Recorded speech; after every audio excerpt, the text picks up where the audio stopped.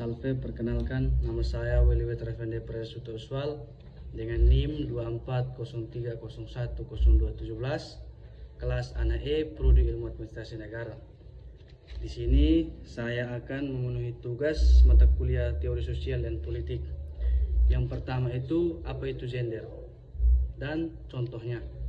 Yang dimana yang kita ketahui bahwa gender adalah konstruksi sosial dan budaya yang menentukan peran, perilaku, tanggung jawab, serta harapan terhadap laki-laki maupun perempuan dalam masyarakat.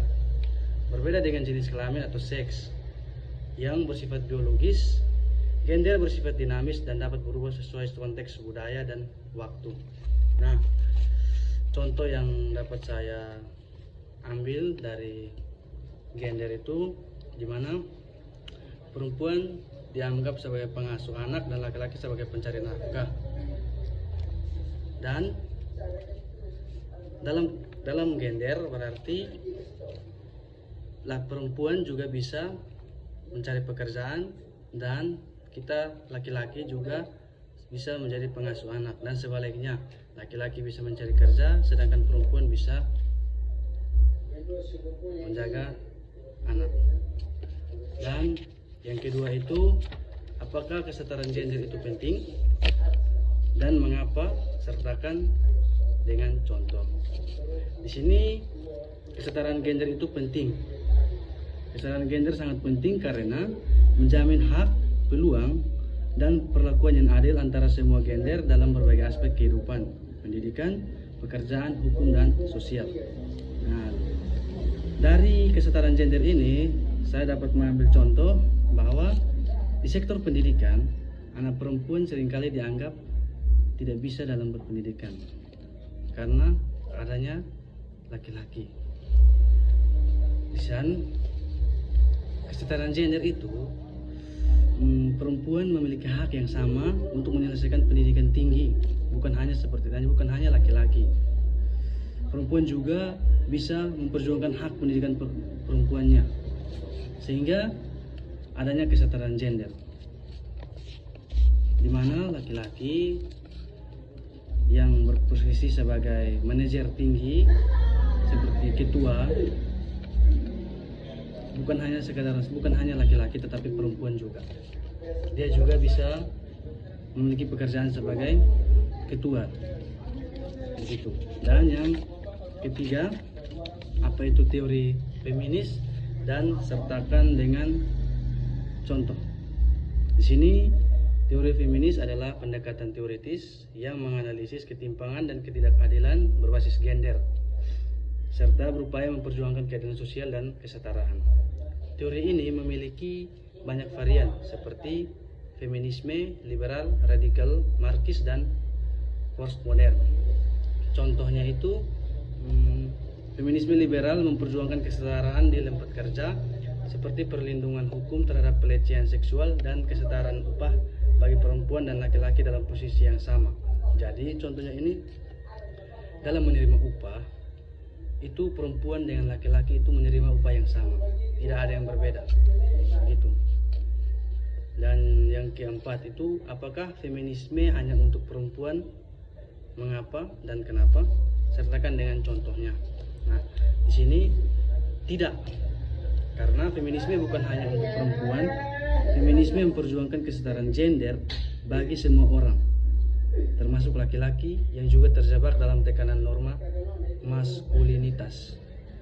Nah, contohnya itu laki-laki seringkali ditekan untuk tidak menangis atau tidak boleh manja-manja oleh orang tua kita karena dianggap laki-laki itu kuat. Feminisme yang memperjuangkan hak-hak laki-laki untuk bebas mengekspresikan emosi tanpa stigma. Begitu teman-teman.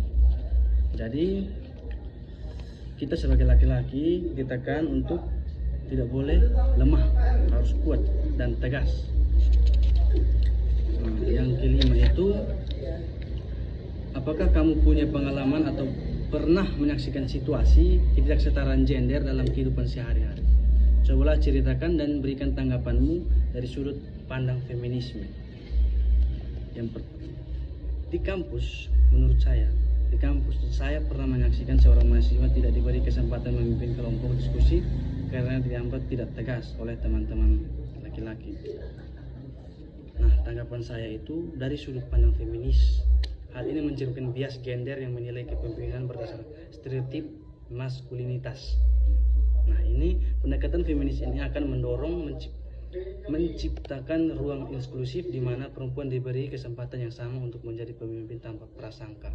Jadi di jawaban ini, perempuan itu juga bisa memimpin suatu organisasi atau kelompok, bukan hanya laki-laki. Jadi tidak ada pilih-pilih begitu.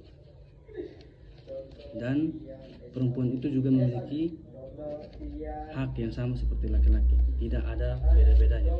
Kalau laki-laki sebagai bisa memimpin, berarti perempuan juga bisa begitu. Dan yang keenam, apa itu patriarki? Bagaimana konteksnya dalam kehidupan nyata? Nah, patriarki adalah sistem sosial yang menempatkan laki-laki sebagai pusat kekuasaan, baik dalam keluarga, politik, ekonomi maupun budaya. Nah, contoh nyatanya itu dalam banyak keluarga, keputusan penting seperti keuangan atau pernikahan anak seringkali ditentukan oleh ayah atau laki-laki yang tertua. Sementara perempuan hanya diberi ruang untuk mengikuti. Begitu.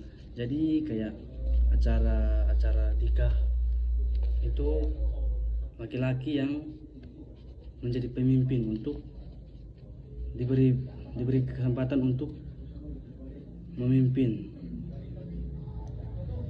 dan perempuan itu hanya diberi ruang untuk mengikuti, tidak ikut campur dalam masalah ini. Nah, yang ketujuh itu apa yang dimaksud dengan gender sebagai konstruksi sosial? Berikan contoh nyata. Nah, di sini gender sebagai konstruksi sosial berarti bahwa peran dan identitas laki-laki dan perempuan dibentuk oleh budaya dan masyarakat, bukan oleh kodrat biologis.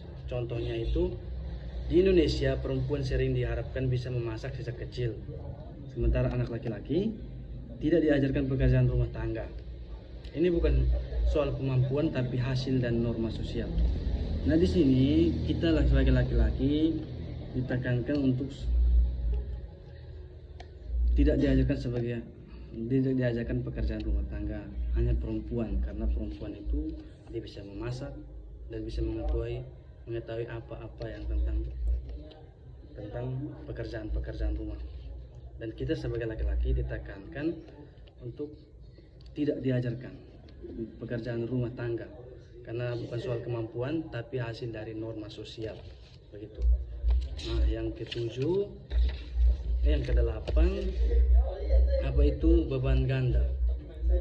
Apa contoh dalam kehidupan nyata? Beban ganda merujuk pada situasi di mana perempuan harus menanggung dua jenis tanggung jawab, pekerjaan domestik atau pekerjaan profesional. Nah, contohnya itu seorang ibu yang bekerja sebagai pegawai negeri dan juga harus mengurus rumah anak dan suami setelah pulang kantor adalah contoh nyata dari beban ganda. Nah, itu contohnya itu kita sebagai laki-laki atau anak, kakak kita di rumah, nah mama kita ke kantor, nah dari kantor pulang rumah dia itu capek, tapi dia ditekankan untuk bisa bekerja di rumah, memasak dan bertanggung jawab sebagai seorang ibu untuk kita begitu. Dan yang ke-9 itu apa itu body politik dalam isu gender? Berikan contoh nyatanya. Body politik adalah konsep yang membahas bagaimana tubuh khususnya dalam perempuan dikendalikan, diawasi dan dijadikan objek dalam sistem sosial dan politik. Contohnya itu konferensi soal aturan berpakaian perempuan di sekolah atau tempat kerja seperti larangan memakai rok pendek atau hijab adalah bentuk kontrol terhadap tubuh perempuan, sehingga perempuan juga bisa dilihat sopan dan tidak jadi pandangan yang negatif bagi kaum laki-laki. Dan yang ke-10 itu apa itu performanitas gender atau Judith Butler? Berikan contohnya. Menurut Judith Butler, gender bukanlah sesuatu yang kita miliki, melainkan sesuatu yang kita lakukan secara berulang melalui tindakan dan ekspresi. Ini disebut performativitas gender.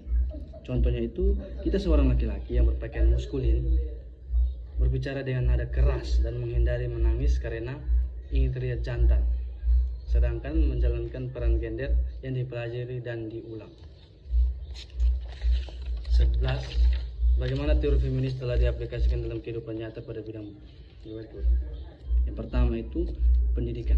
Feminisme mendorong inklusivitas kurikulum dan akses pendidikan setara. Program beasiswa untuk anak perempuan di daerah terpencil adalah aplikasi nyata.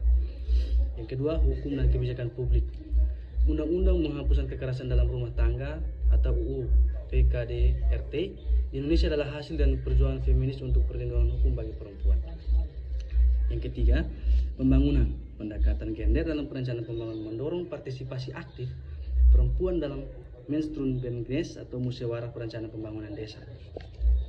Yang keempat, budaya dan media, di mana kriteria feminis terhadap iklan yang menampilkan perempuan sebagai objek seksual telah mendorong perubahan dalam standar periklanan dan promosi media yang lebih etis. Sekian hasil yang saya dapat jelaskan, itulah tugas saya. Terima kasih.